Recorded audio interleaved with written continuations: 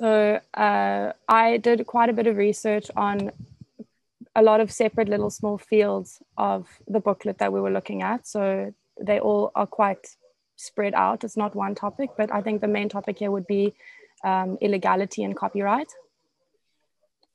Firstly, when it comes to illegality in a copyright work, the Act itself doesn't say anything about illegality having a bearing on whether a work is eligible for copyright protection, although there is the general rule in law that no action can arise from an illegal cause. And past case law has shown that improper work isn't eligible for copyright protection. But I don't think that that would carry much weight anymore because it's a 1953 case and our community morals have evolved quite a lot since then. So it's not so much that immorality will prevent a work from being eligible for protection, but I think certain works a court would not be so eager to enforce the copyright protection. For example, child pornography is a kind of work that I don't think the court would be quick to enforce the protection and the rights over. So copyright also is not so much about morality of a work, it's about protecting the skill and the labor of the artist. So I think just remembering that helps contextualize why morality and illegality of a work might not have much of a bearing on its eligibility. Then there's also the influence of the Constitution and the right to the freedom of speech. And I think this means that a lot more works would be eligible for copyright protection than were in the past. And then I've considered maybe the impact of this on works like graffiti works, which Megan has spoken about now. Here I've just inserted the section 16 and section 25 rights in the Constitution and the impact they might have on copyrights and artistic works. Freedom of expression is the most important one because it's quite a broad right. So everyone has a right to freedom of expression, but I think the most important exceptions here are in section 2, which provides that it doesn't extend to propagandas of war, incitement of violence, advocacy of hatred. And then right to property. Property rights, I think, are some of the most important rights in South Africa and in the new democracy.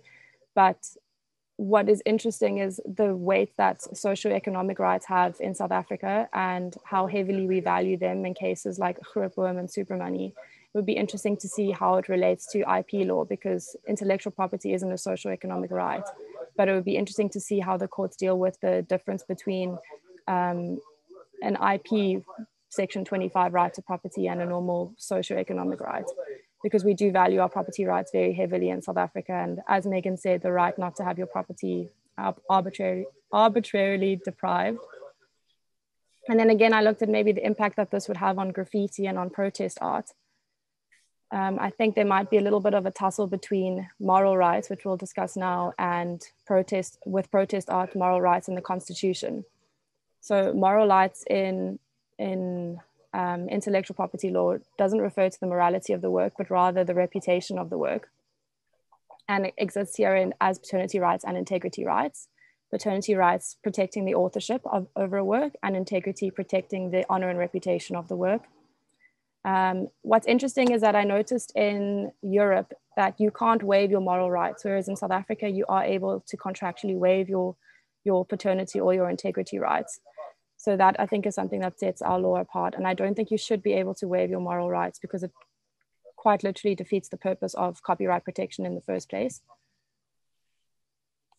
And then when it comes to protest art, I think this is very important in South Africa because we have a lot of protest art and a lot of freedom of expression, and a lot of art finds its expression through protest and through graffiti and works which may be considered to be illegal. So even protest art will be held to the section 16 standard, the subsection 2 exceptions of what won't be protected under the right to freedom of expression, and moral rights which protect third parties against mutilations or distortions of their work. So here I thought there would be a little bit of a tussle between constitutional law and moral rights, because on the one hand you have the right to freedom of expression, and then on the other hand you also can't mutilate or distort somebody else's works. So I found a lovely example here from 2012 in the Goodman Gallery. It was an exhibition titled "Hail to the Thief," by Brett Murray, and he did a painting of ex-President Jacob Zuma, and it was titled The Spear. The ANC tried to go to court and take the gallery to court because it was distasteful, vulgar, and indecent, disrespectful. You can't see because it's been vandalized, but underneath the paint, there was a picture of Jacob Zuma with his genitals exposed. And so the ANC wanted it to be removed, but the gallery kept it in favor of the constitutional right to freedom of expression. And other famous artists like William Kentridge were also in support of keeping it for freedom of expression. But some people broke into the gallery and they vandalized the artwork. So it's interesting to see I find the battle between the rights, because it is a work which some might consider distasteful, but then at the same time, you have that right to freedom of expression. So you can create whatever you would like. But then when it comes to this work now has become more valuable because of the contention around it and the art, the splash of black paint over it, the work is now increased in value. So now there's almost a combined artwork between the vandals and the artists themselves. So it would be interesting to see in that kind of situation with protest art where the moral rights would supersede your constitutional rights to freedom of expression or not. And then we have exceptions to copyright. In South African law, we have the concept of fair dealing, which differs from the United States, where they have fair use, which is a much broader concept. So here we have specific categories of works that would be the exceptions. So private use or personal study, review or criticism, and reporting on current events. And then there's a table I've made on the next slide of general exceptions, but it's quite lengthy and I think it would be better to go through in your own time. It's also found in the Act. Then we have reverse engineering, which Gabriella would elaborate on further, but generally it refers to where a three-dimensional object has been disassembled and then the structure of the object is made sense of and it is reassembled again. But South African law limits this concept of reverse engineering to having a utilitarian purpose and made, I think, by a mechanical process. So it's quite limited and it's obviously for more of a commercial use. So it wouldn't really be applicable to like an artist for jewelry design who creates a 3D mold or copies a mold or tries to create a mold by reverse engineering. Mm-hmm.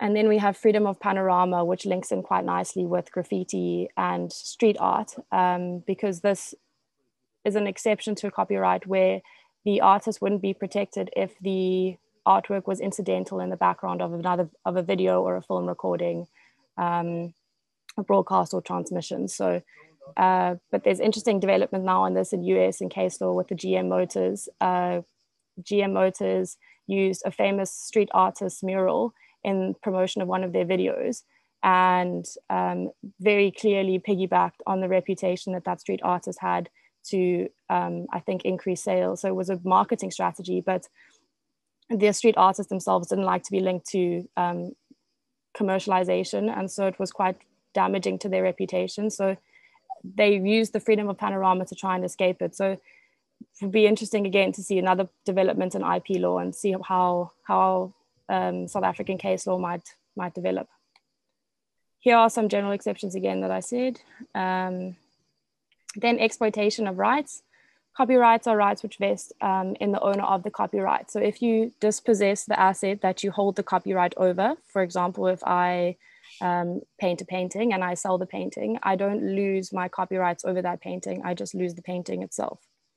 So you can sell your rights or give them away through licensing or assignment. Licensing is where the owner will still retain ownership of the copyright, but they give permission to someone else to use the specific rights. And then it differs whether it's a sole license or an exclusive license.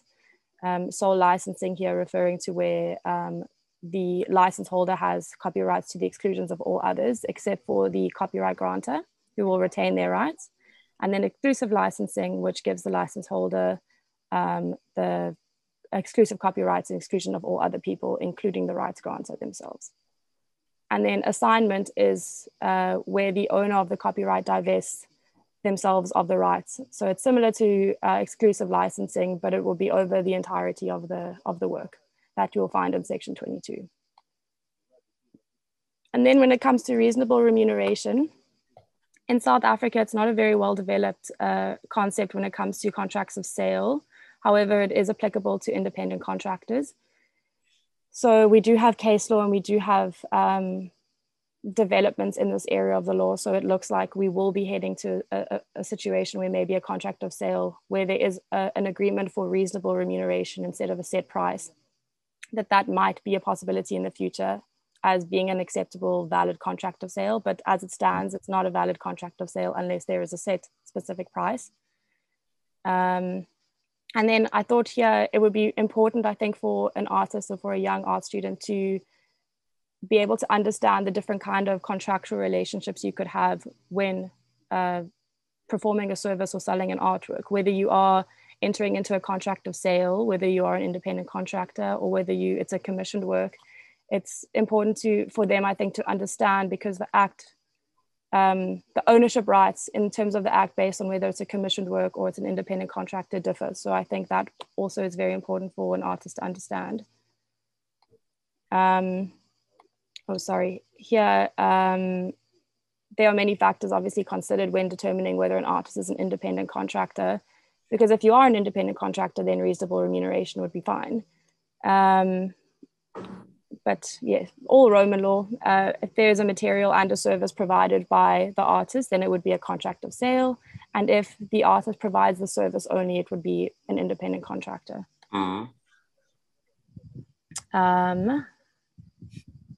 Then I moved on to collecting societies, which I found, which was a bit like artists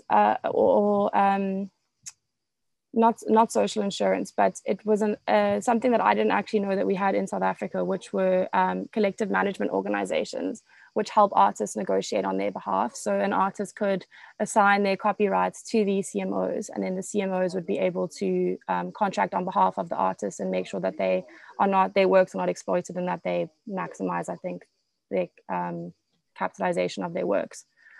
I think the most important in South Africa would be SAMRO for music and DARLO for art.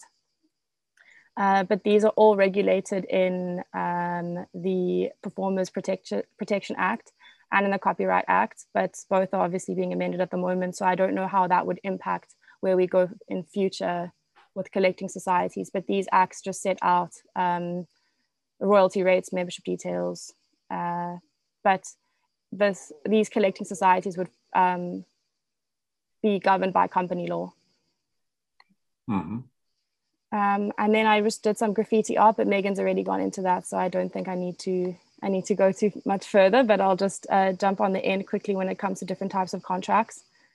Commissioned works, independent contractors, and contracts of employment that we discussed earlier. The Copyright Act has different rules for each one of them. So if we look at,